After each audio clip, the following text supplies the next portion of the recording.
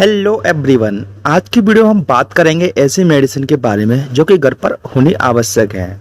तो चलिए स्टार्ट करते हैं। तो सबसे पहले मेडिसिन जो आती है वो आती है पैरासीटामोल। पैरासीटामोल मेडिसिन का यूज़ किया जाता है बुखार को उतारने के लिए, कह सकते हैं बुखार को कम करने के लिए भी इसका प्रयोग किया जाता है। अगर किसी व्यक्ति को बुखार है तो उसे एक टैबलेट पैरासीटामोल की दी जाती है। अगर बुखार फिर भी नहीं उतरता है तो उसे एक और टैबलेट पैरासीटामोल की दे देनी चाहिए। पैरासीटामोल टैबलेट के टाइम इंटरवल की बात करूं तो एक गोली हर एक 6 घंटे बाद देनी होती है। बात करूं दिन में इसे हम 4 बार टैबलेट को दे सकते हैं। तो ये मेडिसिन आपको किसी मेडिकल स्टोर पर इजीली अवेलेबल मिल जाती है, तो आप वहां से परचेस कर सकते हैं। पैरासीटामोल टैबलेट की बात करूं तो आपको डोलो 500 और डोलो 850 के नाम से आपको देखने को मिल जाती है, या फिर आप कालपोल के नाम से भी इस टैबलेट को परचेस कर सकते हैं। नेक्स्ट और जो अगली हमारी कैटेगरी आती है वो आती है पेन किलर की, यानी अगर आपके शरीर में किसी भी जगह पेन हो रहा है तो उस जगह हम पेन किलर का प्रयोग करते हैं। पेन किलर की बात करूं तो डाइक्लोफेनेक पैरासीटामोल है, एस्लोफेनेक पैरासीटामोल साल्ट आपको देखने को मिलते हैं। तो आप इन तीनों में से कोई भी एक टैबलेट का प्रयोग कर सकते हैं।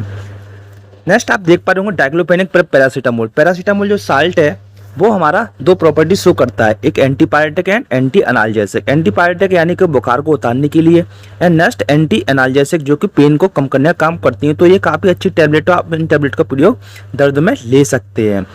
बात करूं डाइक्लोफेनेक जो कि आप डायनापार के नाम से आपको मार्केट में देखने को मिल जाती है, वहीं डाइक्लोफेनेक पैरासीटामोल आप डाइक्लोविन के प्लेयर के नाम से आप दे सकते हैं। साथ ही साथ एस्लोफेनेक पैरासीटामोल आप जिडोल पी के नाम से मार्केट में ले सकते हैं।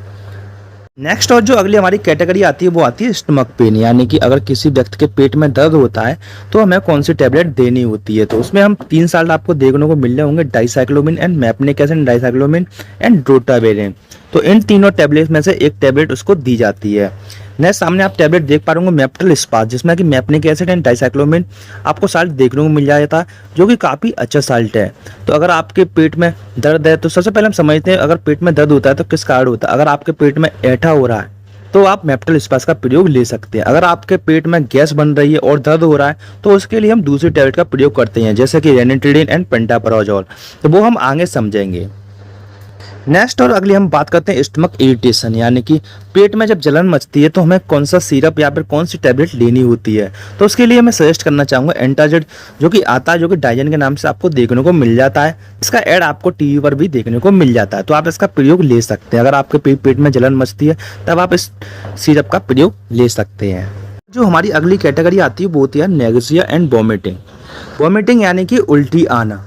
नोसिया का मतलब होता है फीलिंग ऑफ वॉमिटिंग, यानी कि उल्टी आ नहीं रही है, उल्टी जैसा लग रहा है, उसको हम नोसिया बोलते हैं। तो उसमें आपको 2 टैबलेट देनी होती है, एक आती है ओंडासेस्ट्रोन एंड डोमपेरिडोम। ओंडासेस्ट्रोन की बात करूं तो एमसेट 4 के नाम से आपको मार्केट में इजीली अवेलेबल मिल जाती है, एंड डोमपेरिडोम की बात करूं तो डोमिस्टल के नाम से आपको मार्केट में या फिर किसी मेडिकल स्टोर पर इजीली अवेलेबल है, तो आप वहां से परचेस कर सकते हैं। ओंडास्टोन की बात करूं तो आपको 4 mg में देखने को मिल जाती है, तो हमें ये दिन में 2 बार लेनी होती है। वहीं डोमपेरिडोम में बात करूं तो आपको 10 mg में देखने को मिल जाती है, तो इसको आप दिन में 2 बार या 3 बार इसका प्रयोग ले सकते हैं। नेक्स्ट और अगले हम टॉपिक की बात करते हैं तो वहां आता है गैस, यानी कि अगर किसी व्यक्ति के पेट में गैस बनती है तो हमें कौन सी दवा देनी होती है। तो इसके लिए आती है रेनिट्रिडिन एंड पेंटापराजोल। रेनिट्रिडिन की बात करूं तो एसलॉक के नाम से आपको, रेंटेक के नाम से और जिंटेक के नाम से आपको टैबलेट देखने को मिल जाती है, तो आप इजीली अवेलेबल है किसी मेडिकल स्टोर से परचेस कर सकते हैं।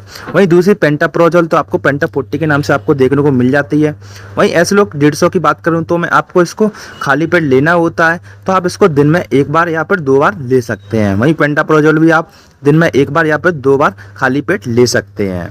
नेक्स्ट हम अगली जो हमारा टॉपिक आता है वो आता है लूज मोशन, जैसा कि आप सामने देख पा रहे होंगे, जो कि लोप्रामाइड के नाम से आपको टैबलेट देखने को मिल जाती है, जो कि 2 mg में अवेलेबल होती है, जिसका बेसिकली जो डायरिया में ट्रीट करने के लिए होती है। तो अगर किसी व्यक्ति को दस्त लग गए या फिर दस्त हो रहे हैं तो उसमें हम ट्रीट करने के लिए लोप्रामाइड टैबलेट का प्रयोग लेते हैं।